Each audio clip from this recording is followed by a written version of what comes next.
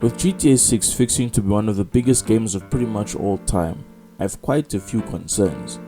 GTA 5 is a game that for a very long time has been without a real rival.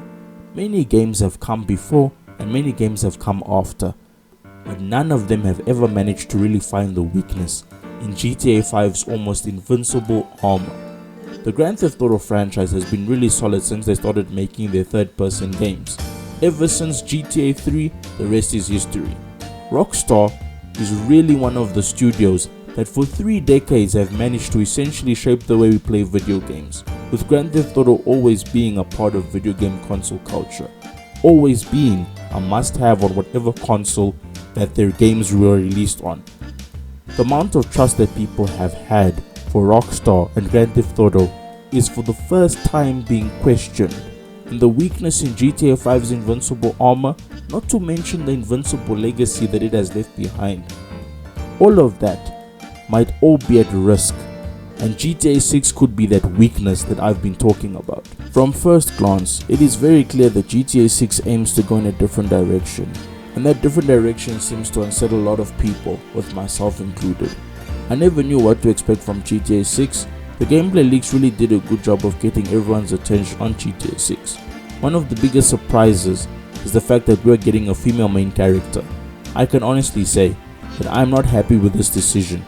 I feel like it really breaks the image of Grand Theft Auto, and as we know, Grand Theft Auto has always mainly had male protagonists, so that really gave the writers so much freedom to write about anything. Grand Theft Auto is also pretty much a criminal simulator, and as we know, being a criminal is a very dangerous life. Both games, GTA 4 and 5, really go into detail about this. They really don't hold back on violence against the protagonists. If there is a female, how much violence can be done to her? It might mean that the game will be very censored. There is a lot that can't be done to a female character. This might lead to GTA 6 being cancelled online for supposedly promoting violence on women or something. With the track record that most games these days have when it comes to female main characters, people are rather unhappy with how they are depicted. And then you get the other people who all they want is just a good video game. I also agree with this logic. As long as the writing is good, then I'm sure that the female character will be something that people don't mind. The reason I want to mention Saints Row is because Saints Row for a long time was Grand Theft Auto's biggest rival. The games would often go back and forth with each other, taking subtle jabs at which of the two is the better game. I will admit though, people played both games for different reasons. GTA and Saints Row both used to be over-the-top gangster-based shooter action games, and as time went on, they both started to focus more on improving their games, which led to them cutting back on the craziness and focusing more on gameplay, storyline and characters. The only difference is, Saints Row was always meant to be an over-the-top game, and that is a title it still maintains to this day. The only difference is that Saints Row has always been a create-your-own character game. This has been one of Saints Row's biggest strengths. At the time, there were very few games where you could create your own character, and at the time this was very innovative. There is a certain level of immersion and escapism when you create your own character or make your character look just like you. Playing through the story feels so much more special and genuine, and this is why so many people like the Saints Row games. The only sad part about Saints Row is how bad the latest game has performed. Saints Row 2022 was supposed to be more of a reboot for the franchise rather than a sequel to the old games. The second last game, titled Get Out of Hell, really did very little to carry the franchise to next gen. Even though Saints Row 4 was on next gen at the time, the game didn't hit the same as Saints Row 4. It wasn't a bad idea, but it had less to do with the fabric of Saints Row and focused more on just being over the top, period. This is the other issue with Saints Row. The one big problem with Saints Row is that it strayed further and further away from its intended identity, from a game about gangsters to being a game about aliens, then moving on to being a game about a bunch of generic college kids who start a gang for fun. That really hurt the franchise because GTA treats its over-the-top nature in a way more subtle way. Saints Row doesn't do that. They went over the top all the time, which for a Saints Row game is nothing new. The problem is, there isn't much for the fan base to cling to. they lack an aesthetic, and the later Saints Row game changed the game so much that many of the Saints Row fans hated it.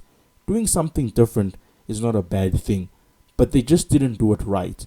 Many people hated Saints Row 2022. Even when the trailer got launched, they didn't like it, and in the end, it got Volition shut down. I feel the same way about GTA 6. GTA 6 wants to do something different, and I am not against that. I've seen that a lot of outside media has been having a very negative effect on how video games are made now. Once video games were made by passionate people who love the video games they made, to where now people are pushing so many bad things.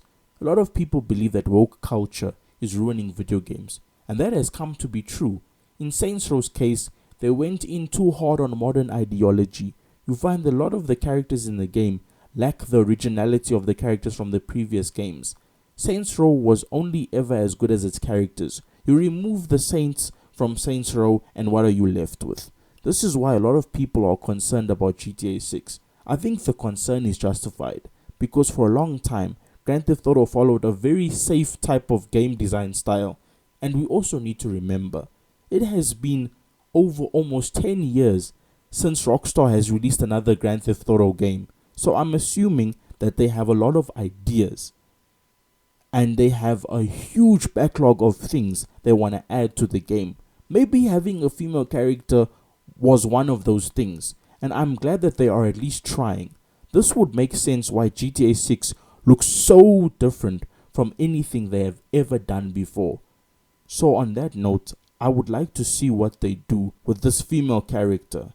They are still doing dual protagonists, and I'm interested to see how they work that into the game. GTA 6 will be a really big game. I highly doubt that the game won't be a success. At this point, everyone is just waiting for more information about one of the most highly anticipated games.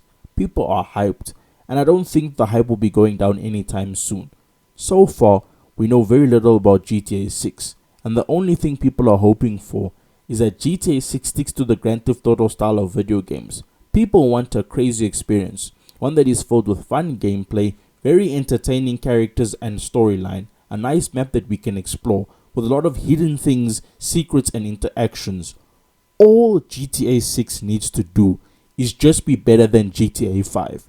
GTA 5 is such a huge game that it might prove very hard to outdo GTA 5. Rockstar has a lot of work to do, and they should have been working on this game for a while. All we can do is wait for more information from Rockstar. We all want to see the second trailer or more trailers. I can't wait to see the gameplay trailer and maybe story trailer. And with that, this is the Chilly Man signing off. I thank everyone for watching. Peace out.